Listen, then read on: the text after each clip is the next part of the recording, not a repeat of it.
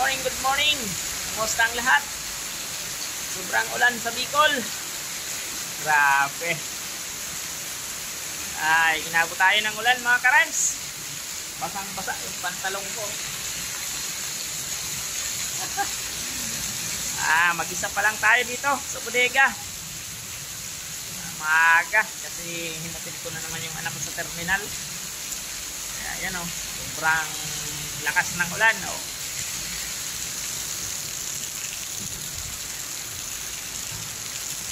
Diba o, yan. Dilim. Sobra. Ang oras natin ay magsi 6:40 ng umaga mga karems. Grabe, sobrang ulan. Ay, apektado na naman ang rota natin. Grabe. Ano, ibakam natin. Yan, grabing ulan. Sobra.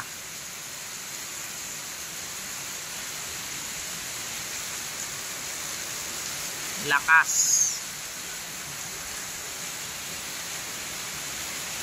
Basang-basa yung ano ko, pantalon at jacket. Umalis kasi kami sa bahay, hindi pa ganito yung kalakas. Buti nga yan, ibagsak na ng maaga pa para mamaya ay pag nabuelo tayo sa rota hina na. Sobra ang lakas. Awan ko, may low pressure ba? Ay, isang mapagpalang umaga. Araw ngayon ng Monday, July 22. Rota namin ngayon, Erga at Nabua. Anong grabe. Sobra. Sarap nito magpansit. Daan naman tayo sa pansitan. Ayan, kumusta na lang ang lahat. Maraming salamat pala sa mga bago kong subscriber at follower sa aking Facebook page at subscriber sa YouTube. Maraming salamat sa inyo. Ingat-ingat na lang po ang lahat at sobrang lakas ng ulan. Saan mang sulok ng Pilipinas at saan mang sulok ng mundo. Hindi natin alam sa ibang lugar kung maulan ba. So, dito lang po sa Bicol.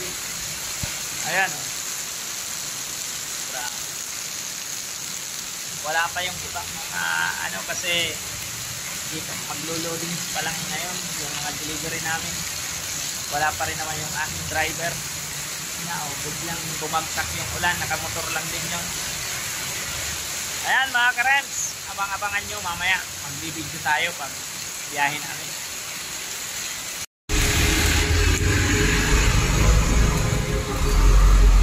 Yon, good morning. Biyahe na kami ni Payoyo.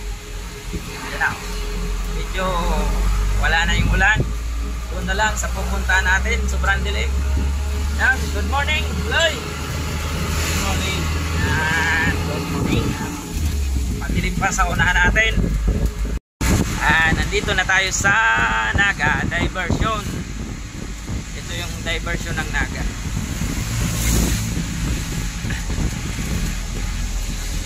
Papunta na tayo ng Erga.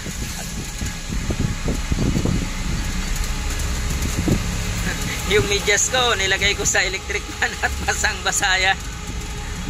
Di ba? Papatuyo-tuyuin natin. Ito na yung mga karems.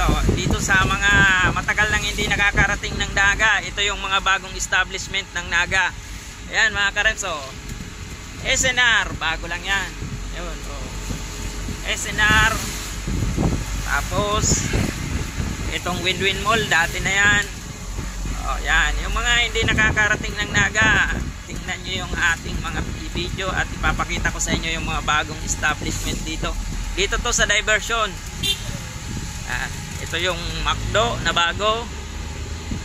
Tapos yung bagong ka-open lang, yan mga karems, yung Landers. Ayan Landers. Ka-open lang yan. Last month lang siguro yan. Landers o ngayong last month lang nga lang Loy. Tapos ito yung Robinson Place. Oh, matagal na yan. Matagal na yung Robinson Place na yan. Tapos yung ano, Yasiano Mall nandun sa dulo. Ayun oh.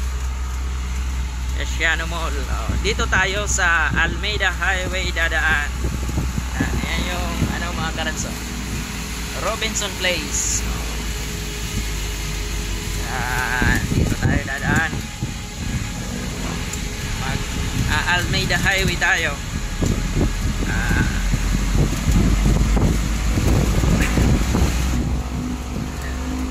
Maganda na rito sa Naga mga karems, asinsado na masyado yung Naga City. Marami ng mga bagong bukas na mga sikat na establishment. SM, Robinson, Landers, Isinar. Yan. At marami pang mag-open siguro kasi marami pang mga bagong building na ginagawa. Yan yung papunta sa parking na Robinson. Yan. Tapos ituturo ko sa inyo mga karems yung magiging panibagong diversion ito na hindi nadadaan dito sa part na to ng Robinson at diversion ng Naga. Kasi ano yan, dito pag may oras na sobrang traffic, para makaiwas sa traffic, ayan ang mga karems. So yun yung kalsada na yun, tagos na doon sa may Mabulo. Yan sa may boundary ng ano ng Milaor at Mabulo. Malapit na yung matapos, tulay na lang tinitira doon. Papakita ko sa inyo yung daanon kung saan. Dito siya sa may likod ng bodega ni Inyo Staple. Ayan, warehouse ni Inyo Staple, isang malaking distributor din yan dito sa Camarinesor. Ito yung daan. Mga karems, ito na yung magiging panibagong diversion na hindi nadadaan ng Naga ng sentro. Yan, ito na siya oh. Ito na yan mga karems. Yan, papunta na yan doon. Doon na ang labas niyan sa may boundary ng Milaor at Mabulo. Yan, ito na yung Almeida Highway. Diversion rin to para hindi na dadaan ng sentro doon sa may Concepcion yung mga sasakyan, para bawas na sa traffic. Yan. Maganda na rito, para na rin dito Manila. Para ng Maynila ang Naga. Pero marami pang bakante rin na mga ano, na lupain na mga palayan pa sila. Tapos dito meron din naman ditong mga bukas na bagong McDo na naman sa may Almeida na to, yung mga drive-thru, yung mga biyahero at mga ano, para hindi na sila dadaan ng sentro ng Naga o magja-Jollibee, mag-McDo, meron na dito.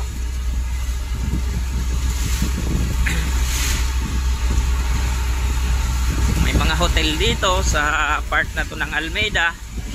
Yan, ito bodega ni Friends noon din yan. Ito yung bagong McDo. Yan open na open, hindi ka na mata-traffic.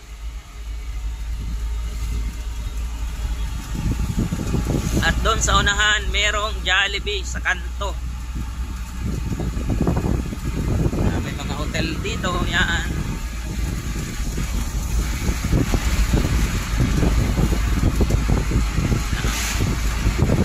hotel. Yung mga pupunta ng Naga ngayong Piña Francia, yan, may mga hotel dito sa labas ng sentro ng Naga.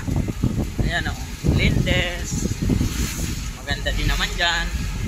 Yun pa, isa na yun. Yan pa, yan, hotel yan. Ayan, mga bagong ano yan dito, mga bagong establishment. Kaya pag pumunta kayo ng Naga, yung mga deboto ng Piña Francia, marami kayong pagpipilian na pwedeng pag-check-inan na hindi kayo matatraffic dito sa diversion ng sa Almeida. Marami. May mga hotel na dyan. Kaya lang hindi natin alam kung magkano ba ang rate niyan kasi nabago ang rate pag Piña Francia ng Naga, nabago yung rate ng mga hotel. Hindi natin alam. Halos na double rate yata yan Yan, dito pa may mga lot for sale pa dito. Yan. Kaya lang mamahal na yan.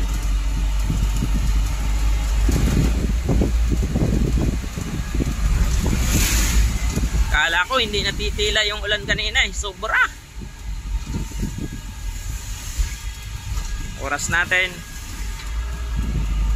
yun 7:50 na. 7:15. Tinanggal ko yung medyas ko at basang basa sa ulan. Pantalong ko basang basa Ito ang buhay namin sa araw-araw. Susuungin, ulan, init. Ganon yung trabaho namin Extract.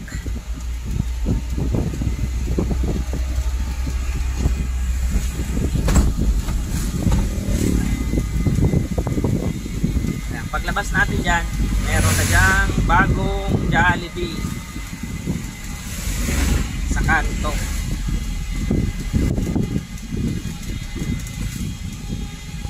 Malapit na ang Piña Francia naman mga ka-Rems. September. Kayo mga pupunta ng Naga, yun, tingnan nyo na kung saan pwede mag-check-in, dumaan para iwas traffic. Meron pa ako sa inyong ituturong mga kalsada na pwede nyong daanan pag galing kayo sa ibang lugar para hindi na kayo dumaan ng sentro ng Naga, iwas traffic. Sa mga susunod na vlog ko, ipapakita ko sa inyo yung mga daanan na pwede nating daanan para makaiwas tayo sa traffic. Lalo na yung mga nagmamadali.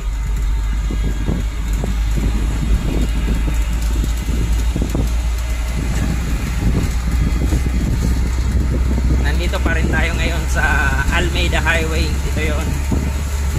Malapit na tayo dyan sa kanto.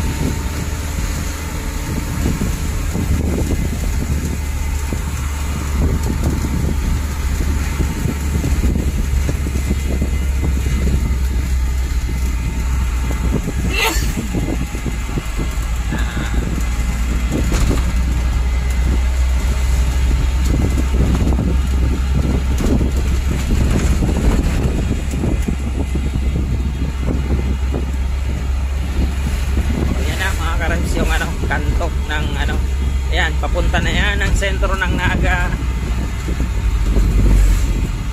Ayan yung bagong Jollibee dito, nasa pinakakanto ng Almeida Highway. At ayan mga karanso, bagong Jollibee. Yung mga hindi ka na dyan matatraffic. Yan yung papunta na doon ng sentro ng Naga. Ito tuloy-tuloy na, punta na to ng ito na yung way na papunta ng Sorsogon, Legazpi at mga Tawid-dagat, Visayas, Mindanao. Dito na dumadaan sila. Kaya yung mga ginawang mga bagong kalsada, yun, yung mga biyaheng papunta doon sa labas ng yan, mga Mindanao at pwedeng hindi na sila dumaan sa mga darating na araw dito sa sa part ng Naga. Doon na sila sa mga bagong kalsadang ginagawa. Yung may expressway na tayo, meron ng mga diversion dyan sa may part na ng pili na ang labas. Yan, ipapakita ko sa inyo sa mga susunod na vlog ko yung mga na yan, kalsada, at dadaan tayo doon kami laging dumadaan pag uwi na o mamayang hapon. Ipakita ko sa inyo mamaya pag uwi namin, baka doon kami dumaan kasi iwas traffic. Kasi paghapon na dito, rush hour, ay sobrang traffic na din dito sa part na to ng dito, Concepcion. Doon sa may doon nag-merging traffic na kasi doon sa may na yun, sa may Robinson Mall. Ito isa din to sa mall dito sa Naga. Yan, Vista Mall. Ayan all day supermarket. Yan, Vista Mall. Welcome. Ayan. Ang mga bagong ano dito, mga ka-Rhymes, establishment. Yung matagal nang hindi nakakarating ng naga. Yung mga, lalo na yung mga nasa iba yung dagat, sa abroad, mga hindi nakakarating ng naga. O, yan na yung naga ngayon. Dami ng mga bagong establishment. Yung mga decade na hindi nakakauwi. Malapit na tayo dyan sa boundary ng Pili at Naga. Hanggang dyan lang yung video natin muna, kasi masyadong hahaba yung ating vlog.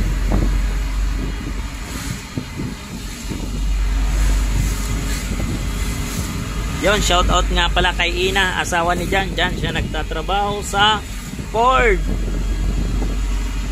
Naga. Yung driver namin si Jan Tapalya, asawa na niya nandyan.